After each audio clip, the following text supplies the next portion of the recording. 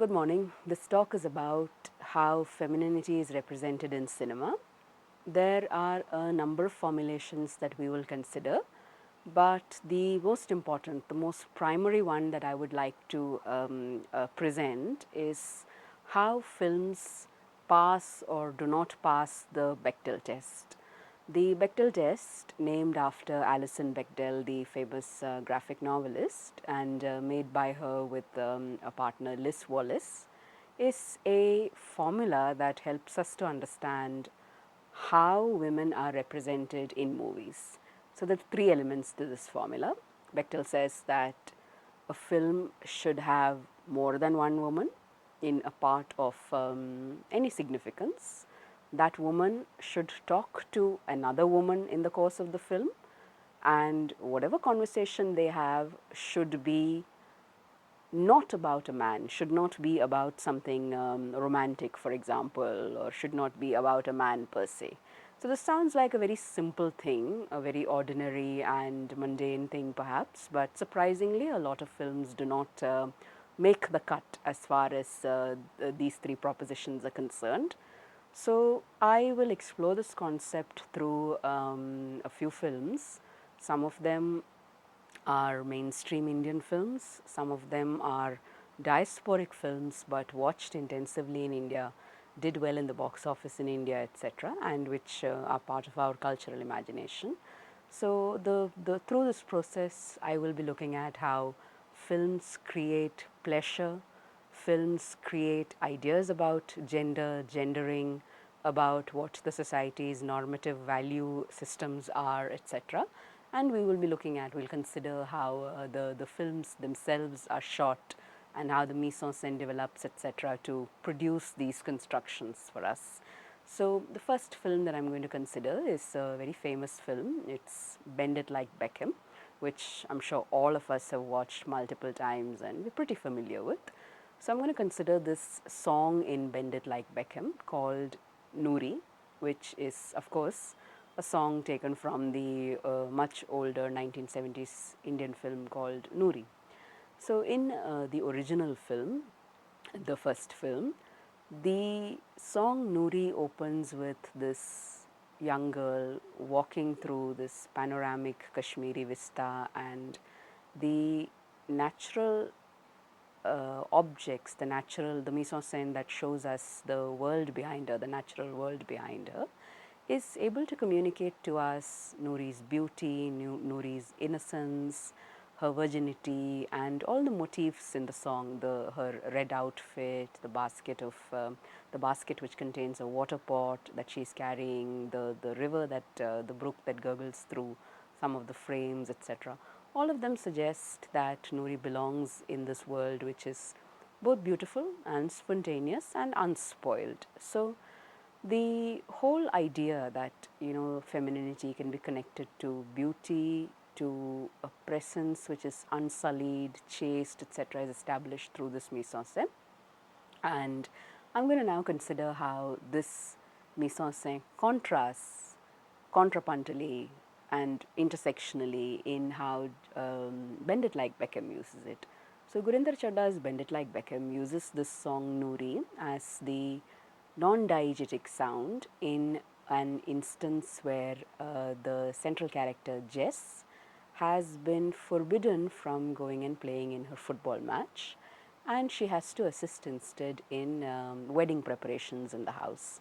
So, where the first Noori, the older song Noori, had this beautiful backdrop of Kashmir and its mountains and its sense of freedom and clean air, what we have in Bend It Like Beckham is a mise-en-scène which is very crowded with household objects, with domesticity, with ideas of what it means to be in a normative familial space where cultural values are already defined and where you cannot reinvent or change things, etc. So, the mise-en-scène in Bend It Like Beckham, where the lyrics of the song. So the lyrics of the song, all of you are familiar with the words. It goes "Aa ja re, dil ki pyas bujha de," etc. So the ardor and the passion with which the female voice is singing and saying, "Come and quench my passion."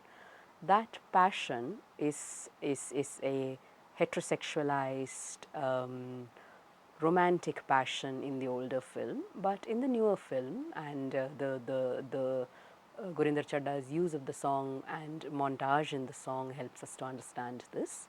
The ardor and the passion that the female voice, the female singing voice, is communicating is not for a romantic male objective desire so much as it is for a whole collection of affect. So it's this ardor for playing football, it's this ardor for being with her teammates, it is this ardor for exploring her relationship with the coach Joe, etc. So when the song sings, when the background music plays Dil Ki Pyas Bujha Ja, the kind of things happening around Jess are all suggestive of entry into heteronormativity. So her sister is getting married, and the rituals around that marriage are depicted. We see a plastic mat in the green lawn that the sister's feet are placed on. A chadar, a red dupatta, is held above her head by family members. Turmeric is smeared on her face, etc. And all of these are gestures welcoming her into a life of fertility and prosperity as a bride, etc. So the idea that one sister can have her desires met, her passion, her ardor quenched, and her passion accepted, etc., contrasts very strongly with the other sister finding herself unable to exercise her passion. So, what we see is Bend It Like Beckham is able to use a song like Noori, which has its own history, its own trajectory as a very as one of those profound songs that communicate romantic passion in Hindi cinema. So, using that kind of song contrapuntally to make another kind of meaning, to suggest that heterosexuality is not the only place of fulfillment, that there can be things other than the romantic, is, I think, I would argue, is one of the ways in which we can think of the Bechdel test over here. So, we have a young woman who's the protagonist of the story, and she's surrounded by people. She occasionally is seen talking to them, not just in the song but in the film, and she's talking about things very much other than boys or some kind of romantic relationship, etc. So, what we see when we hear this song play out is we see not the Kashmiri backdrop, of course, but we see a very cluttered suburban household. The space of the lawn is taken over by people who are so close on one another, and the space is densely packed, and there's very little room in which people can move without touching one another, etc. And then the camera pans out to take in the garden next door, which has a white woman hanging out the laundry. She's completely, uninterested in this wedding or its rituals, etc. She's just going on about her life. So, dil ki pyas, whatever the anguish or the longings of the heart are very different for two neighbors, is suggested when the camera moves from the close focus shots of Jess's garden to include the rest of the suburb, and the shot cuts out to the sky eventually. So, what we see now is it's not Kashmir, it's not the idealized romantic fantasy heroine or the young woman heroine who is the cynosure of the male gaze that is being depicted here, but it's a young woman who has dreams of playing football and who can't play football in that particular occasion, though the match is so important because she has to be part of this ritual.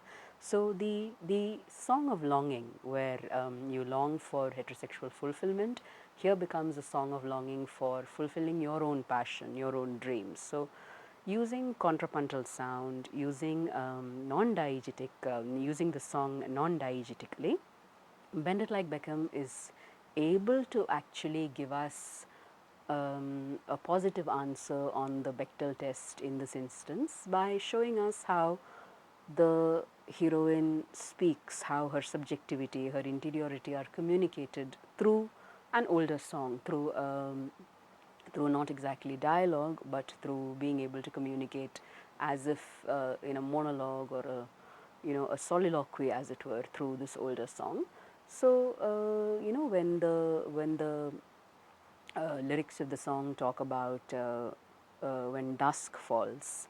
Literally, dusk falls in Bend It Like Beckham, and it's evening in the yard, and she's trying to dribble with a football, but she's asked to make samosas instead. And where the lyrics of the song talk about the fragrance of the beloved, the frame in Bend It Like Beckham shows us all these women sitting around the table, including Jess, all of them sitting around the table and filling samosas. So the sensory kind of imagination that this evokes, where the lyrics of the song suggest the pleasurable fragrance of the person that you're attracted to. What we have here is the smell communicated of domestic chores and the kind of bodies that are around her, the kind of people that are around her. One or two of them are shown to be desirously looking at Jess, but she doesn't desire them back. And in the course of the song playing out, the montage shows us her footballer teammates training. So we see how they exercise their bodies in a completely different way from how these people are exercising their bodies, how they're using, holding their space, etc. So we see, for example, Jess's teammate Jules. Jules's full name is Juliet, but the more androgynous or more masculine shorter nickname is used for her. So Jules is training, and so are other teammates. The coach Joe is trying to train somebody else to take Jess's position, etc. So the longing of the heroine, the protagonist, her song is about her longing to be with them. And while they are playing or while they are training, they are also shown to be longing back for her. So in the older version of Noori, the unmixed version, the original, if you will, the two parties, the two protagonists in the song, the two people for whom the voiceover is done are the idealized heterosexual romantic couple. But here, when you have only the female voice singing and you don't have a masculine reply voice, what's happening again is that the idea of whose story it is, who authors the story, who's going to be the primary narrator, that idea is actually crystallized to show us that this is Jess's story, this is Jess's script, etc. She's the one with the longing and she's the one doing the talking, and even if there's nobody else dialoguing back with her, there's no closure on the heterosexual narrative. That itself is the goal of the entire sequence, the song sequence. So, Bend It Like Beckham's song sequence works using a non-diegetic soundtrack, but it takes the plot forward. Unlike how typically Hindi films songs would work, they don't necessarily have to take the plot forward, but through this process of showing us how a romantic track can actually come to symbolize other desires, other goals, etc. What we have is the fulfillment of some of the parameters of the Bechdel test. We have a woman, we have another woman in the plot, or we have many women. In fact, the wedding is a very feminine space. Lots of women are doing lots of things. And they are actually thinking, this particular woman, Jess, is thinking about something other than women. In a later scene in the film, when she talks about wanting to go to the USA because she's got a football scholarship, her mate, another South Asian man, Tony, offers to tell her family that the two of them are engaged so that she can go on this football scholarship, which her family doesn't want to go, doesn't want to allow her to go on. So in that sequence, we see there's a lot of, again, the cluttered mise en scène is very important. The insides of the house. This is just after the wedding is just finished. Jess has managed to sneak out with her father's help to go play in the football match and come back.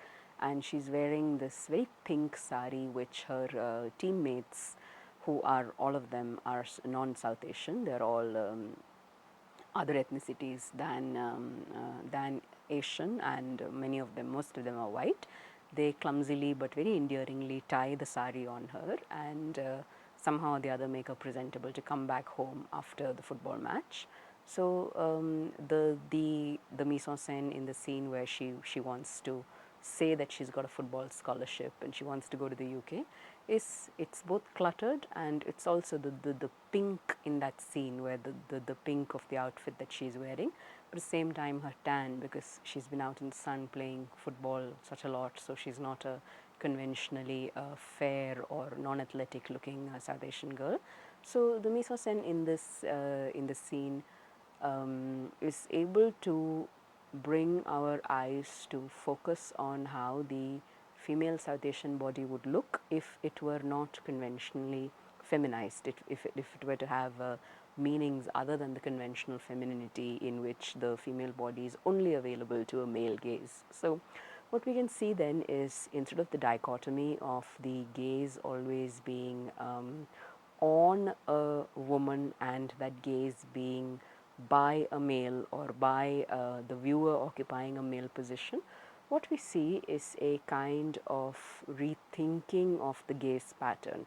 So we saw the conventional yard of the household, but with the song Noori speaking to a non heterosexualized conception of passion, non eroticized, hard to say wrong to say non-eroticized. It's more like the eros is given a significance other than just the heterosexual. So when we see the song being used like that, or when we see the body of the heroine clothed in a pink sari, it should make a conventional meaning, but her the way she wears the sari, the pink, etc., the mise en scène therefore takes a completely different kind of meaning, because that body, the body that she has used as an athlete just now, is not just that, it doesn't just have that one meaning as a body that is available for male consumption or to the male gaze, etc. So we are in a sense able to retriangulate Laura Mulvey's idea perhaps. So we are able to see that the female body can do many things. The female body can be interested in things other than being the cynosure of the male gaze or of male desire, etc. But Gurinder Chadda's film stops just short of making that body queer. So there are lots of gags in this film which suggest that these girls are constantly being identified as homosexual by others because they play football, and football is identified with somehow not with heterosexual femininity. But at the same time, both the actresses who play Jess and Jules, Jules is played by Keira Knightley, who's got a status as this very attractive young actress who already had that cachet at the time of this film. So the idea of making these very feminine actresses play this very athletic footballer role. So the Gurinder Chadda is actually using their very conventional femininities to speak to very non-heterosexual understandings of the female athlete's body. So in that sense, this film is a little bit timid. It doesn't want to use bodies which would be interpreted as androgynous or would not be immediately admired for their femininity. So the film is very careful to use, therefore, very conventionally gendered feminine bodies or feminine bodies thought of as sexually attractive in order to tell the story of sexual attractions which need not necessarily be heterosexual. So Gurinder Chadda wants to queer the whole narrative of what it means to be a South Asian diasporic person, but at the same time she also doesn't want to push the gender boundary too much. So here we have therefore this symbolization of the queer person as actually very feminine and attractive in the conventional sense. So next thing I'm going to talk about is another diasporic film. It's called Chutney Popcorn. So Chutney Popcorn is the story, very briefly, of a lesbian South Asian woman living in New York who has an American girlfriend of Italian descent. Her mother doesn't accept the relationship and introduces her girlfriend as her college roommate. The film opens with the two of them trying to attend her sister's wedding, And later on, the sister discovers that she's not able to conceive, and therefore the protagonist, her name is Reena, offers to be the surrogate mother for her sister's child. So the to conceive the child. So the story is actually pretty complex and pretty enmeshed in all kinds of questions about what does it mean to be feminine, or what does it mean to be a lesbian in a South Asian milieu, what does it mean to be an artist. Reena is somebody who does mehendi art on the bodies of women in a salon in New York. So the film opens with the credits open with Reena at work on the bodies of women. So here we have actually a very different kind of presentation of the female body. So Reena is this actress who's not exactly somebody who would fit into the conventional framework of feminine attractiveness, and she presents as relatively not so femme.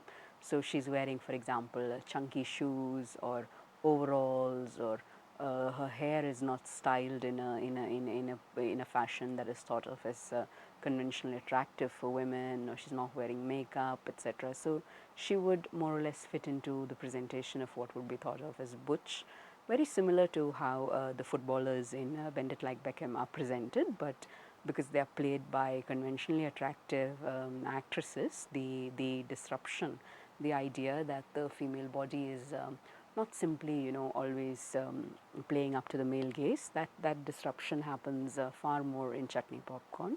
So this character, Reena, is drawing mehendi designs on the bodies of women and these women are from different ethnicities, in a salon where other beautification services are offered. But the way the film presents this process of beautification, or this process of making art, is striking and interesting.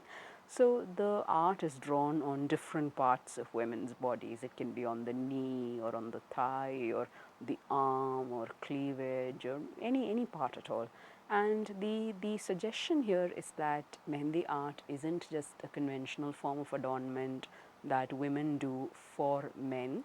It's not a form of art that should be confined only to big festivities or to marriage rituals, but it's actually an art form that can be accessed by women of all kinds of backgrounds and for their own pleasure. So the film shows us, for example, Reena's girlfriend agreeing to have mehendi drawn all over her as as an instance of allowing herself to be closer to Reena. It's something that is part of their erotic engagement. So this idea that the female body is available to other feminine persons, and that the female body can have art drawn on it in different places by another woman, which can also be, an erotic act, is suggested by the film right at the outset. So there's a very clear cut disruption then of the idea that the feminine body is only available to male persons. There are no male persons in the scene at all. And once she's drawn her designs, and her designs are they are not exactly conventional designs, but they are also recognizable as the conventional mehendi art that we would see. So once she's drawn these designs, Reena photographs them, and her photographs adorn her place of work. So the idea that Reena creates art which is South Asian in origin, but at the same time, because Reena herself is South Asian, it's not appropriative in the same way as if a white person were to be creating it. Is very clear. Reena, it locates Reena as somebody wants to be who wants to be in contact with her South Asian roots, but at the same time innovate and take them to places where they would not be acceptable in that format, would not be legible or visible in South Asian context. So the film plays upon this theme multiple times. So, Reena and her mother are sitting in front of the river, and on the other side of the river is the Statue of Liberty. And the mother says, "Oh, look, the Statue of Liberty is wearing a sari."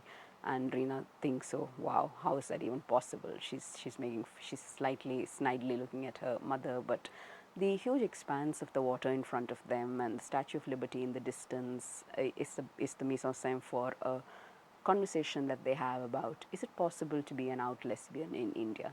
But Reena suggests that perhaps it's not necessary to be an out lesbian. You can still exist as a lesbian in different parts of the world, including South Asia. And maybe, her grandmother was a lesbian, she suggests to her mother, and her mother finds that outrageously funny. But the interesting thing here in the mise en scène is that the conversation happens in an open public space.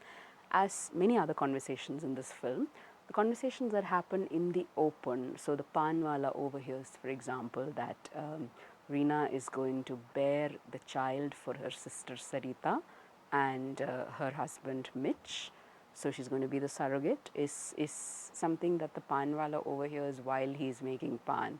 And similar other, he's perhaps the only person who knows about it. Similar other conversations happen that he's able to hear. So effectively, what happens is the idea that a non-heterosexual person or a non-conventional formulation of family should be kept secret, should stay indoors, or should not be known, etc., is explosively disrupted in this film through the use of scenes that are set outdoors or which happen in the yards, in the gardens of different houses rather than inside. Or, there's another scene in this film where all these young women, they're all lesbian, they are standing in the street and they call it scoping out the dikes. So they're trying to see if there are other women in the street who are not heterosexual. And how do they pick this out? So they look at the shoes and the socks that the women are wearing and make conclusions. They assume that this woman is definitely a dyke. They use the word dyke in a positive sense. So they say that this woman is definitely a lesbian, or this woman is definitely not a dyke, because no self-respecting dyke would wear socks like that, etc. So what this kind of scene does, and this is a scene set in an ordinary street, perhaps in Jackson Heights, in an ordinary street where there are many ethnicities, but it's a recognizable street in New York. So the idea that even in the conventional big city, which is at the heart of capitalist modernity, etc., there are spaces for the non-heterosexual to exist, for non-heteronormativity to flourish, to thrive, etc., suggested in through the use of a variety of outdoor scenes. And in interior spaces like the one where Reena is making art on women's bodies using her mehendi art, in these interior spaces too, there are subjectivities and there are relationships or clusters of people who are not heteronormative is amply suggested. So what we have then is the normalization, as it were, of queer bodies or queer ideas or ways of being which are not necessarily heterosexualized. So Chutney Popcorn is able to actually show us, to communicate to us that there are a variety of these solidarities and there are varieties of ecosystems which allow these women and these subjectivities to exist and to thrive also. So what we see then is a kind of framework for female existence which is not necessarily tied to connections with men, and many kinds of male persons do appear in the course of the narrative, but how these women negotiate with the patriarchal claims that they make on their bodies or on their emotions, etc., is what the rest of the narrative is about. So these two films, I opened with them because these two films are actively able to set in motion through the narrative and through the use of shots this idea that women have lives or solidarities or communities outside of relationships with men. This is a significant thing because if we compare this with the average ecosystem in a lot of films, we find that female subjectivity doesn't really get a lot of space. We find that it doesn't get a certain kind of visual respect, as it were. So that's what I will talk about in the next part of this lecture.